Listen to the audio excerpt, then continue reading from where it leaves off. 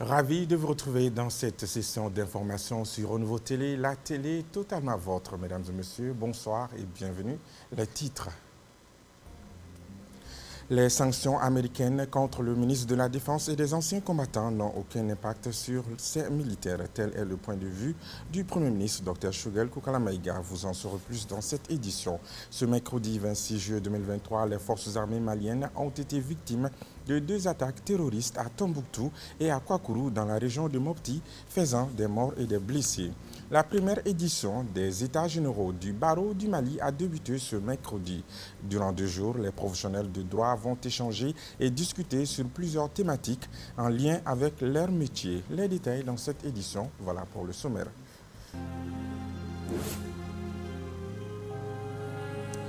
Le métier de l'avocat au Mali sur la table de discussion. En effet, les travaux de la première édition des États généraux du barreau du Mali a débuté ce mercredi 26 juillet 2023 dans un hôtel de la place. Durant 2 jours, les professionnels de droit vont échanger et discuter sur plusieurs thématiques en lien avec leur métier, notamment justice et corruption. La cérémonie d'ouverture a été présidée par le Premier ministre Dr Shogel Kukalamaïga. Oumar Kouita pour les détails.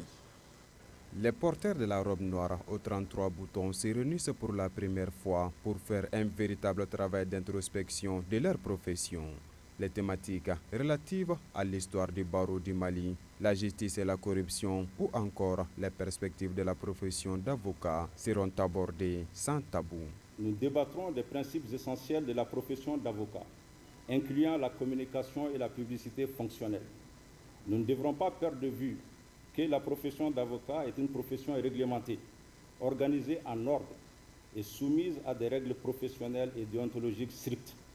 Il s'agira pour nous de nous réapproprier notre déontologie dont tout manquement constitue, à n'en point douter, une faute. Nous débattrons également de la corruption dans la justice, avec notre part de responsabilité bien évidemment, car il n'est plus question d'être dans la langue des bois, consistant à enlever la paille dans les yeux de certains acteurs et laisser la poutre dans les nôtres. Selon les bâtonniers, ces états généraux permettront de consolider l'unité de la profession et de prendre en main son avenir. Compte tenu de l'internationalisation des pratiques professionnelles, l'avocat malien peut désormais, avec l'effectivité des textes communautaires, exercer dans les autres pays de l'UEMOA ou s'y établir définitivement à titre principal ou y créer un cabinet secondaire. Pour suivre ce train, notre communauté doit se donner les moyens au nombre desquels une formation professionnelle continue, la mise en œuvre effective de la CARPA, la pluridisciplinarité, la lutte contre l'exercice illégal de la profession, la couverture sociale obligatoire de l'avocat, la réduction de la fracture économique entre avocats pour la cohésion du barreau. Le Premier ministre, pour sa part, a salué cette initiative de l'Ordre des avocats du Mali, tout en réitérant l'engagement du gouvernement à l'accompagner. Il est du devoir de chaque corporation d'engager des mesures nécessaires avec le soutien du département de la justice. C'est ainsi que ce forum de l'Ordre des avocats mérite tous les encouragements des plus hautes autorités du pays. Au regard de la qualité des personnes présentes à cette rencontre, nous fondons l'espoir d'aboutir à des recommandations pertinentes et réalistes permettant la mise en œuvre d'actions concrètes à court, moyen et long terme pour le devenir de la profession d'avocat. A rappeler que le barreau du Mali compte aujourd'hui 305 avocats. En marge de l'ouverture des travaux des États généraux du barreau du Mali, le Premier ministre Dr Shogel Kukalamaïga a réagi à la sanction américaine contre le ministre de la Défense et 2 officiers supérieurs. Pour lui, ces sanctions n'ont aucun impact sur ces militaires. Il n'a pas manqué de critiquer les Occidentaux, dit-il, pour leur campagne de désinformation. Écoutons-le. Mes encouragements pour des échanges enrichissants et fructueux. Je déclare ouvert les travaux du Forum sur les États généraux du barreau.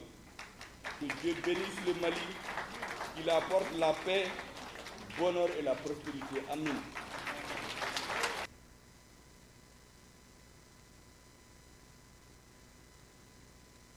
difficile, l'économie malienne a mieux résisté à certains aléas. C'est la conclusion de la Banque mondiale qui vient de faire une publication sur notre économie. Le récit avec Emma Fifame Nounawa. L'économie malienne a montré des signes de résilience malgré les sanctions de la Communauté économique des États de l'Afrique de l'Ouest, CEDEAO, l'inflation alimentaire élevée et les infestations parasitaires qui ont affecté la production de coton. Selon la note sur la situation économique du Mali en 2023 de la Banque mondiale intitulée « Renforcement de la résilience financière des éleveurs face à la sécheresse », la croissance du PIB est estimée à 1,8%, soutenue par la reprise de l'agriculture vivrière et la résilience de l'or et des télécommunications. L'inflation annuelle moyenne a augmenté pour atteindre 9,7% en 2022, principalement en raison de l'augmentation des coûts des denrées alimentaires. En termes de projection, le rapport souligne que les perspectives de 2023 sont soumises à des risques liés au calendrier électoral et au resserrement des conditions financières. L'augmentation du coût du financement sur le marché régional apparaît au cours des 12 derniers mois comme un risque important étant donné les besoins élevés de financement intérieur brut du Mali. Le resserrement de la politique monétaire s'est traduit par une hausse des rendements des bons du Trésor de 6 à 12 mois et des obligations du Trésor à 5 ans pour les pays de l'Union économique et monétaire ouest-africaine, UEMOA. Les risques de liquidité et de refinancement et les difficultés des finances publiques qui en découlent pourraient peser sur l'économie au sens large et sur la société en réduisant les dépenses sociales et les investissements et en accentuant potentiellement l'accumulation des arriérés. Dans un message publié sur les réseaux sociaux tard dans la nuit, le secrétaire général du syndicat national des banques, assurances, établissements financiers et commerce du Mali, SINABEF, a annoncé la suspension du mot d'ordre de leur grève de 72 heures qui devrait commencer aujourd'hui. Selon lui, un terrain d'entente a été trouvé grâce à l'implication des ministres et d'autres organisations. Culture, la 20e édition de Djomine se tiendra le samedi 29 juillet 2023 à Fani, le village natal de l'artiste Mamadou Dambélé d'Idabara. L'édition 2023 est placée sous le thème la paix et la cohésion sociale. L'annonce a été faite aujourd'hui par la commission d'organisation de cette rencontre annuelle de Fani en faveur d'un point de presse. Lolo Dibaté. Le grand rendez-vous des bénédictions de Fani dans le cercle de Yangasso, Djomine, est prévu le 29 juillet 2023. À l'occasion de cette 20e édition, les organisateurs réservent aux participants de grandes innovations. C'est une activité culturelle chez nous. Mais Djomine, communément appelé Ashura, c'est fêté par toute l'étendue du territoire du monde. Mais pour nous, il y a une partie spécifique dedans. Parce que nous, on a une autre activité dedans, dont les chefs de village et les chefs coutumiers partent dans la brousse aller faire, accueillir les arbres qui peuvent traiter des maladies différentes. Il y a d'autres qui traitent le maux de ventre, maux de tête. Les enfants se lavent avec, en fait. Le mouvement Ensemble pour le Mamala est l'invité d'honneur de cette 20e édition de Djomine de Fani. En plus de son appui, l'EPEMA met cette journée au-dessus de toute considération sociale. Il s'agit pour nous de défendre la culture,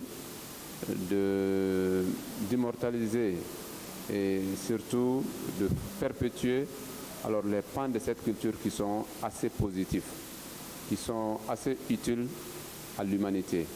Et je pense que cette fête traditionnelle de Fani qui s'appelle Djomine, qui est célébré le mois de Ashura.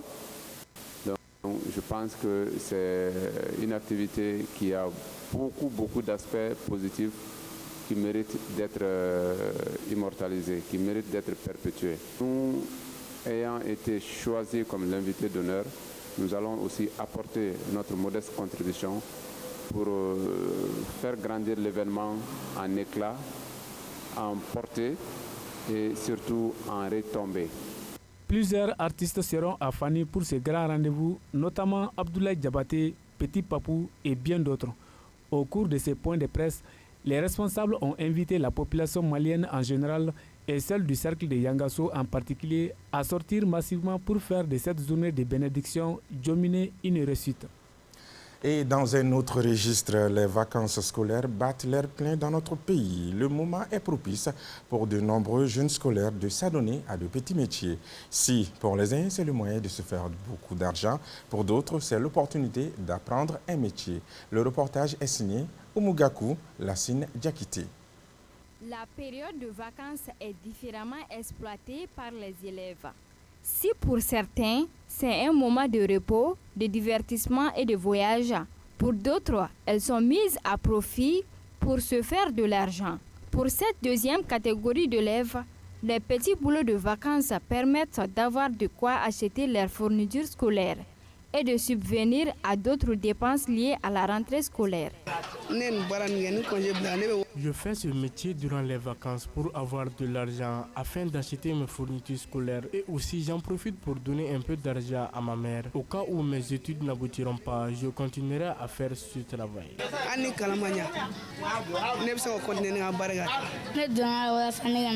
Je suis allé faire ce travail pour ne pas me promener dans la rue. L'argent que je gagne, je donne à ma mère et ça m'aide à ne plus lui demander des sous à chaque fois. En plus de gagner de petits sous pendant les vacances, ceux qui apprennent les métiers ont un avantage. Ça pourrait leur servir à l'avenir. Pendant les vacances, avant de rester à la maison ou vadrouiller, je crois qu'il est préférable d'apprendre un métier. Je préfère venir à l'atelier de soudure pour apprendre à faire la soudure. D'après mon père, l'apprentissage d'un métier peut beaucoup nous servir dans la vie. Les patrons qui les encadrent pendant les vacances sont souvent confrontés à des difficultés. Avec les enfants d'aujourd'hui, ce n'est pas toujours facile. Pour les petites commissions, leur présence nous soulage. Mais pour la plupart, ils sont mal éduqués, cela nous fatigue. Très souvent, c'est lorsque les parents sont fatigués d'eux qu'ils nous les amènent, afin que nous les formons durant les 3 mois de vacances. Donc, ce n'est pas facile. Mais nous sommes obligés de les former, parce que nous aussi, nous avons été formés par quelqu'un d'autre. C'est la seule difficulté avec eux. Et certains parents ne voient pas d'inconvénient à ce que leurs enfants fassent de petits métiers durant les vacances. Personnellement, envoyer les enfants faire des métiers pendant les vacances est une bonne chose. Non seulement ils auront la maîtrise du métier, mais aussi ça leur permettra de ne pas se promener dans la rue. Le pédagogue que nous avons rencontré ne pose pas d'objection à ce que les enfants fassent du métier. Selon lui, ça les responsabilise. De faire travailler les enfants pendant cette période morte-là, c'est une bonne chose parce que ça permet d'encadrer les enfants, éviter la divagation. L'influence de l'argent, beaucoup d'enfants font ça parce qu'ils ont quelque chose pour payer le cahier, l'habillement. Les parents n'ont pas le tout à leur donner. Donc ça vient en compensation en quelque sorte. Ça ne joue pas négativement. Au contraire, ça responsabilise l'enfant. Les enfants sont aussi une occasion pour certains enfants d'apprendre auprès des maîtres coraniques. S'il est vrai que ces petits boulots soulagent beaucoup de familles aux revenus faibles, n'oublions jamais que les enfants ont besoin de repos pour mieux aborder la prochaine année scolaire. Donc, il faut aussi leur laisser le temps de s'amuser pour mieux grandir. Le Premier ministre Dr Shugel Kukalamaïga a réagi à la sanction américaine contre le ministre de la Défense et 2 officiers supérieurs. Pour lui, ces sanctions n'ont aucun impact sur ses militaires.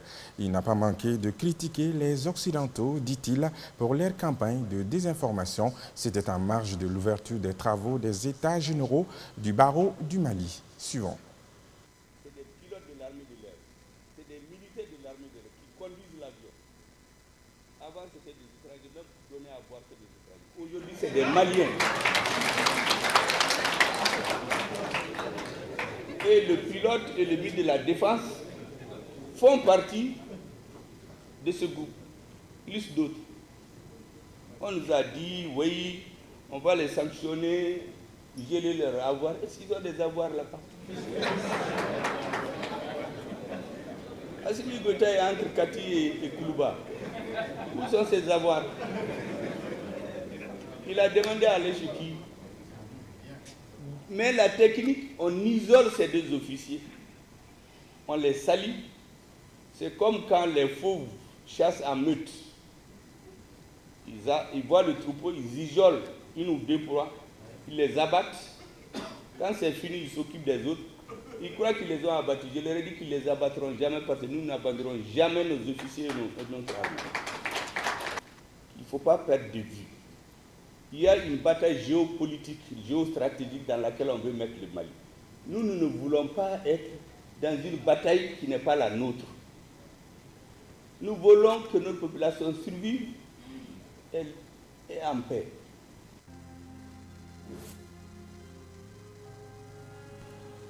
Avant de développer cette rubrique régionale, nous avons deux communiqués pour vous. Le Collège de la HAC constate que malgré le démarrage en 2017 de la procédure d'appel à candidature pour l'installation des organes de communication audiovisuelle, notamment les radios et les télés privées, des radios FM sont installées et émettent sans autorisation en violation des dispositions les articles 17 à 22 de la loi numéro 2012-019 du 12 mars 2012 relative aux services privés de communication audiovisuelle.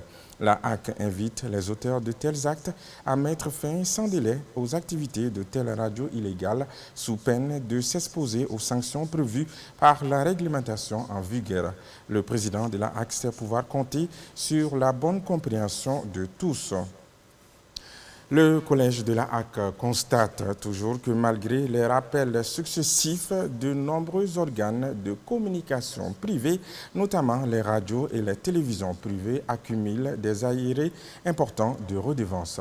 Le président de la HAC rappelle à tous les promoteurs que le paiement de la redevance est une obligation légale comme indiqué par l'article 12 alinéa 1 de la loi numéro 2012-019 du 12 mars 2012 relative aux services privés de communication audiovisuelle.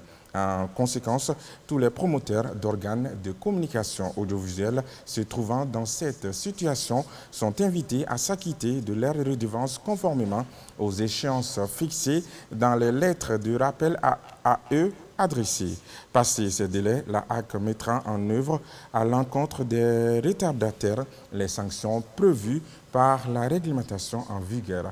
Le président de la HAC sait pouvoir compter sur la bonne compréhension de tous.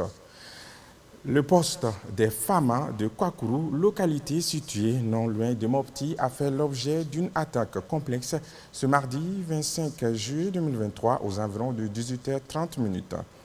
Le ratissage et l'évaluation de la situation sont en cours. Pour l'heure, aucun bilan officiel n'a été donné sur la situation, mais d'ores et déjà, on déplore des morts et des blessés. Tombouctou, ce mercredi 26 juillet 2023, l'un des véhicules qui transporte le déjeuner des militaires appelé Corvée Soupe a sauté sur un engin explosif improvisé dans le quartier d'Abaradjou en allant vers le checkpoint situé au nord-ouest de la ville. La zone est actuellement bouclée par les forces de défense et de sécurité. Selon des sources concordantes, le bilan serait de 2 morts, 3 blessés et un véhicule endommagé. Les enquêtes sont en cours pour situer les responsabilités et déterminer le mobile de l'attentat. Il faut signaler que c'est la première fois que de tels incidents arrivent à Tombouctou en plein centre-ville. Hors du pays, coup d'État au Niger. Tôt dans la matinée de ce mercredi 26 juillet, les abords de la présidence nigérienne étaient bloqués par les éléments de la garde présidentielle. Si certaines sources évoquaient un mouvement d'humeur, d'autres parlaient d'un coup d'État consommé contre Mohamed Bazoum. C'est désormais le cas. La CEDEAO, pour sa part, avait fait un communiqué pour condamner la tentative de prise de pouvoir par la force et invite les auteurs de cet acte à libérer sans condition le président de la République démocratique élu en arrestation. Selon certaines informations, les négociations menées par l'ancien président Mahamoudou Issoufi auraient échoué. Page noire de ce journal, nous avons appris aujourd'hui le décès de Moussa Traoré, dit Taras, artiste musicien. Nous nous inclinons devant la mémoire de l'illustre disparu. C'était l'essentiel des informations à retenir dans ce journal. Merci à vous de l'avoir suivi avec attention. Passez une excellente soirée en notre pays, en notre compagnie. Que la paix et la grâce de Dieu soient sur notre pays. Amen. Bonsoir.